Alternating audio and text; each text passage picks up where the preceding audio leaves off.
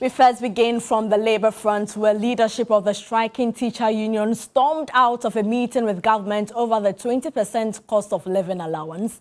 The teacher unions criticised government representatives for what they term failing to adopt proper industrial relations procedures to resolve the matter. Our Labour correspondent Daniel Opoku reports. The meeting was between government, organised labour and associations. 5 minutes into the closed-door discussions, government's representative reportedly asked the leadership of the teacher unions to call off their strike. But the teacher unions declined, putting the meeting on hold for 45 minutes. No. We are still on strike. That's all that he has said. We don't want to give any further detail. But you are boycotting the meeting now. No, we are not boycotting the meeting. There are other people still in there. Why are you leaving? That one will talk to you about it. But for now, the strike is still in force. The government side is not ready to continue negotiations unless the teacher unions call off strike. They've held all organized labor hostage. And this is a betrayal of trust, because the understanding we had is that organized labor is being convened for us to find solutions to the issue of cola. Right now, since we are undesirable, we think that before they even walk us out of the meeting, we are walking out of the meeting ourselves. Later, the government team continued with the meeting with other unions but failed to agree on the 20% cost of living allowance. Deputy Minister of Employment and Labour Relations, Bright Rekubrobe, expressed disappointment in the attitude of the leadership of the teacher unions. Are you disappointed that they have not called off? Obviously, yes, because we were under very high optimism that they would do so that we start the negotiation. So we are not too happy that they had not called off, but I'm sure very short time they will do so for us to start. The argument is that you have not put anything before them. For that reason, on what basis are they going to report to their members? I am telling you that the name of the game is negotiation. The law does not permit us to negotiate under duress. We cannot negotiate once a party is on strike. So we have appealed to them, we are talking to them, we have even quoted the law. We hope that they would call off the strike and then we can engage them. Final question, in case they don't call off, what will you do? We'll go to the National Labour Commission? Well, when we get there, we'll cross. Honorable is already there, and the strike is getting done. Please, when we get there, we'll cross.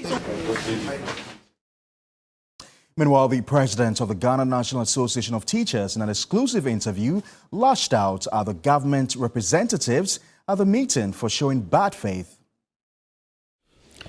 In case the president, Nana Addo Dankwa Akufo-Addo, should call your leadership and ask you to rescind your decision and go back to the classroom for discussions or negotiations to take place, will you listen to the president of the land?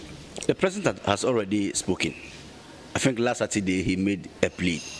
But just as you made reference to the minister telling us that we are not obeying the law,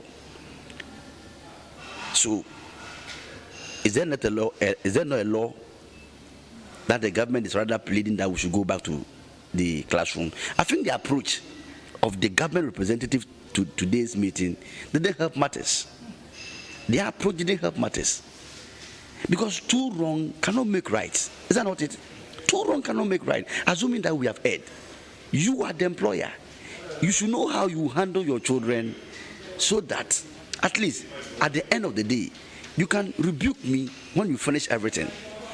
Now, today's meeting, those that were left couldn't even continue the meeting.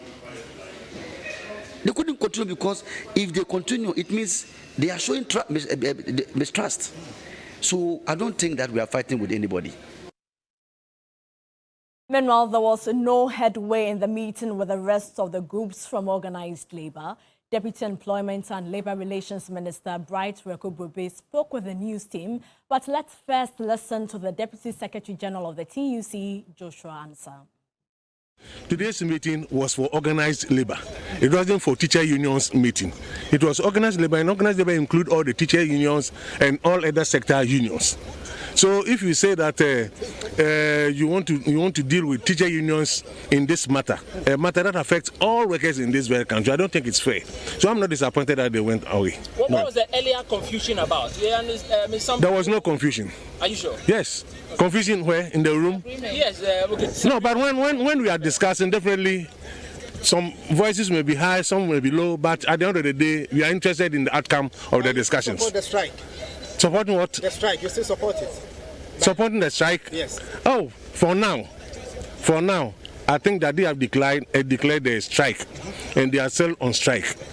And I think that if I were them, if I was in their shoes, definitely that's the same thing that I would do. And you know, the last time I told you that I want government to actually find solution to this issue, to avoid further actions from other sector workers of this very country.